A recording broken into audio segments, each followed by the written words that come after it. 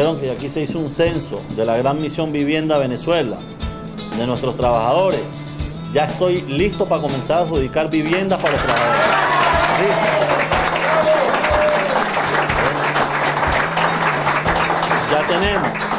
Ya tenemos los que estén inscritos en la Gran Misión Vivienda Venezuela. Vamos a comenzar, igual que lo estoy haciendo con los educadores. Vamos a empezar a los trabajadores de la empresa Trajaragua, a adjudicarle. Ya por lo menos podemos sacar un primer lote para La Victoria, para La Morita, los que son de La Victoria, ya, La Mora, perdón.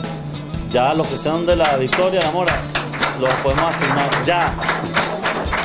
Inclusive, puedo decirle, si ya tienen la lista, los de La Mora o los que quieran irse para La Mora, ¿verdad?